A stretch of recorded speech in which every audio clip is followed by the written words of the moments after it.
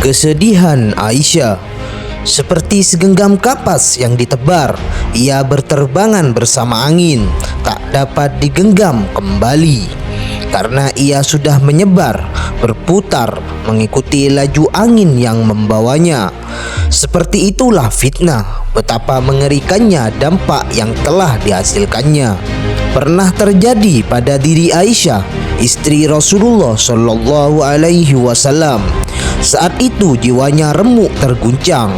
Dengan kesuciannya sebagai istri Nabi, ia malah dituduh berbuat tidak senonoh, sesuatu yang tak pernah terjadi kepada siapapun di antara istri-istri Nabi. Tragedi itu terjadi pada perang Bani Mustalik. Pulang dari sana, Rasulullah Shallallahu Alaihi Wasallam bermalam di tengah perjalanan di Madinah. Aisyah keluar untuk menunaikan hajat. Setelah kembali, ia dapati kalung di lehernya raib. Kalung itu sangat berharga baginya. Ia mengira kalung itu jatuh di luar perkemahan. Cepat-cepat ia kembali ke tempat tadi untuk mencarinya. Saat itulah datang komando untuk berangkat. Pasukan yang ditunjuk mengawal Aisyah datang dan langsung mengangkat sekedup ke atas untanya. Mereka menyangka ia sudah berada di dalam. Maklum, ia masih dalam usia di bawah 15 tahun, jadi tak begitu berat. Lagi pula sekedup itu memang biasa ringan. Setelah Aisyah kembali, pasukan muslim telah pergi. Ia ketinggalan tanpa seorang pun. Ia panik tak tahu apa yang mesti diperbuat. Kemudian ia memutuskan untuk tiduran di tempat tersebut, berselimut kerudung panjang yang dikenakannya. Ia berharap dijemput setelah diketahui tak ada dalam sekedupnya. Tak lama setelah itu, Sofwan bin Mu'attal al-Sumi lewat. Ia terlambat dari rombongan. Begitu melihat ada orang di situ dan tahu kalau itu Aisyah, Sofwan menderungkan untanya dan menyilahkan Aisyah naik. Ia lalu menuntun unta itu dengan kendalinya dan berjalan cepat hingga dapat menyusul rombongan. Ketika hal itu terlihat sekelompok orang munafik, mereka lalu menyangka yang bukan-bukan kepada keduanya. Aisyah dituduh telah berbuat serong dengan Sofwan. Kabar ini kemudian dinyala-nyalakan oleh sang pemimpin mereka, yakni Abdullah bin Ubay bin Salul. Dengan cepat berita itu menyebar ke seantero Madinah, memekakan telinga dan mengiris-iris hati Nabi. Abu Bakar dan istrinya setelah mendengar kabar itu langsung syok. Berita itu terus membandang dan menenggelamkan kaum laki-laki dan perempuan.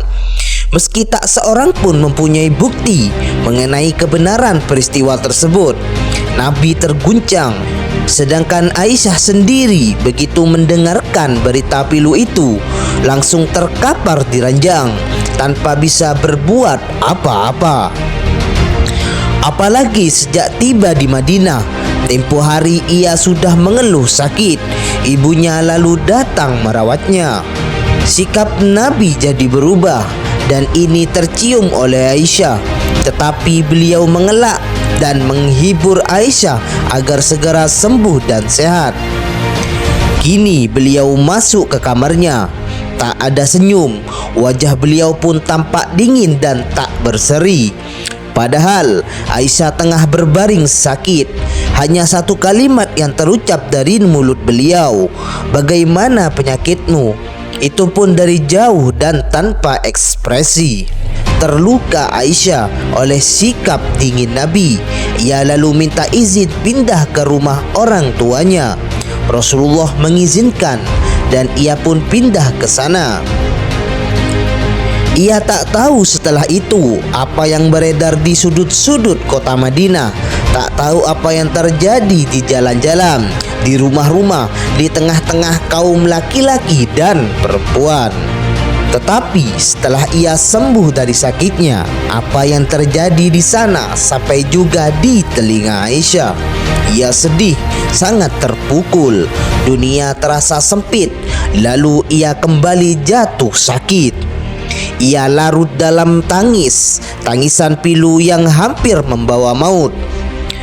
Saat ibu datang menghiburnya, ia juga sangat terpukul dan sedih, bingung, tak tahu apa yang harus diperbuat. Hanya ia yakin anaknya tak serendah yang mereka sangka. Lalu dengan lembut ia berkata, "Tenangkan dirimu anakku, jarang perempuan yang dicintai laki-laki tidak menjadi buah mulut masyarakat. Pasti mereka akan menyebutnya." Madinah makin ramai, gosip makin menyeruak. Nabi bingung di tengah desingan fitnah. Wahyu terputus, Jibril seolah berpaling. Allah juga tak memberi ilham apapun. Setelah keadaan semakin genting dan Nabi semakin tertekan, beliau berdiri menyampaikan khutbah. Di antara yang beliau sampaikan, "Wahai sekalian manusia, bagaimana menurut kalian orang yang menyakitiku dengan cara menyakiti keluargaku dan mengatakan sesuatu yang tidak benar tentang dia, juga tentang laki-laki itu, yakni Sofwan? Demi Allah, yang saya ketahui dia adalah pria baik-baik dan tak pernah masuk rumahku kecuali bersamaku." Ucapan Nabi di atas menimbulkan guncangan lebih lanjut di tengah-tengah masyarakat Madinah. Sesuatu yang buruk hampir tak terelakkan dan hampir memancing fitnah antara dua suku, yakni Aus dan Khazraj. Nabi mencoba meminta pendapat kepada orang-orang terdekat dan sahabat-sahabat yang setia kepada beliau, tetapi mereka tak mampu berbuat apa-apa. Beliau juga mengorek keterangan dari budak Aisyah, Hurairah, dan apa yang ia katakan hanya pujian kepada sang majikan. Kemudian beliau mendatangi rumah orang tua Aisyah.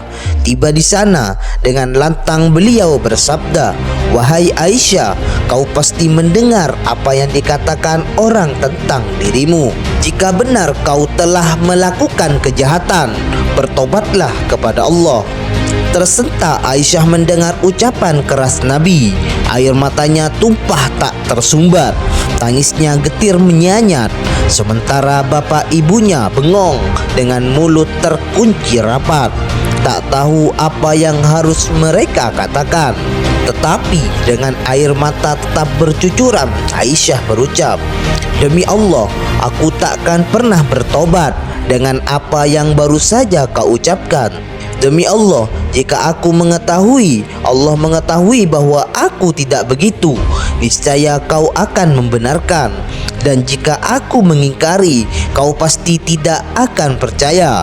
Aku hanya bisa berkata seperti apa yang dikatakan Yusuf. Maka bersabarlah, maka kesabaran yang baik itulah kesabaranku.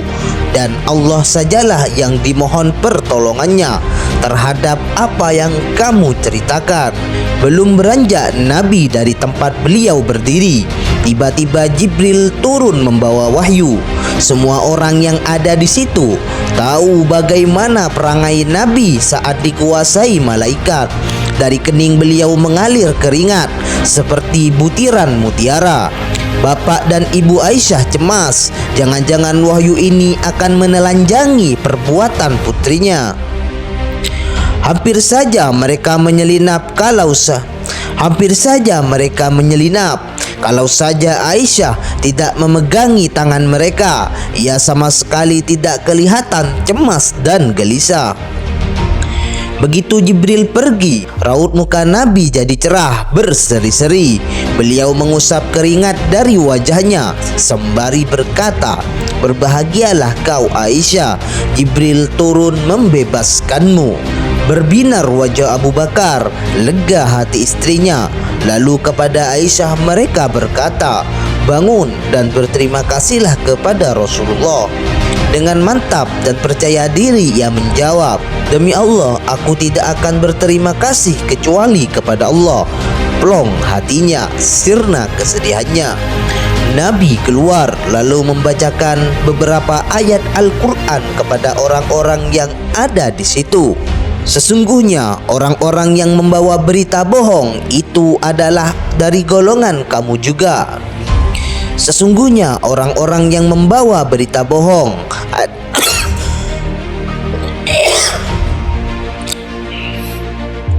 Sesungguhnya orang-orang yang membawa berita bohong adalah dari golongan kamu juga.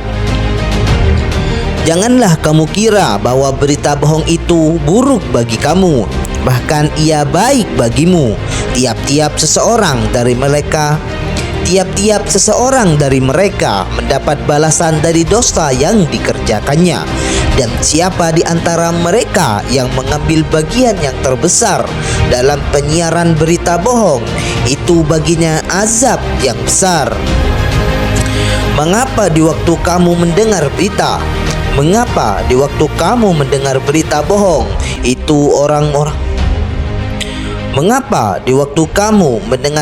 bohong itu orang-orang mukminin dan mukminat tidak berprasangka baik terhadap diri mereka sendiri, dan mengapa tidak berkata ia adalah berita bohong yang nyata?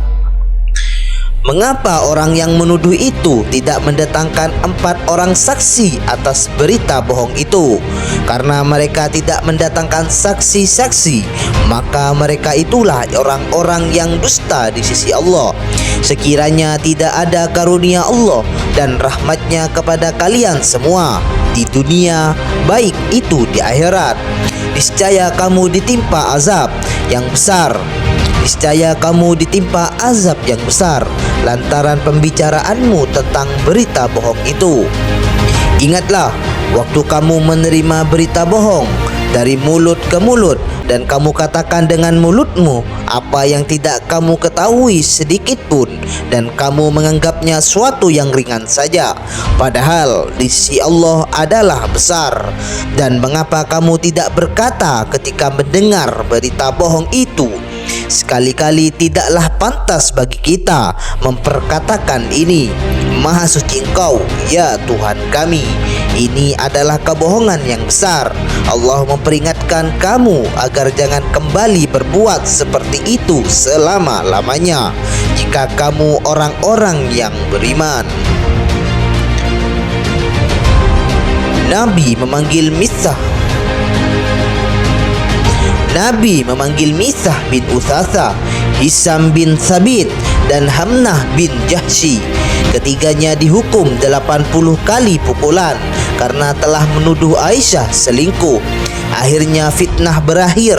Aisyah kembali ke rumah Nabi, kembali ke lubuk hati beliau yang suci. Kini ia jadi lebih matang, lebih tinggi kedudukannya di sisi beliau. Setelah mengetahui pikiran, kecerdasan, dan keikhlasan yang ia tunjukkan, dan pengakuan ini beliau sampaikan langsung kepada Aisyah. Wallahu a'lam bishawab.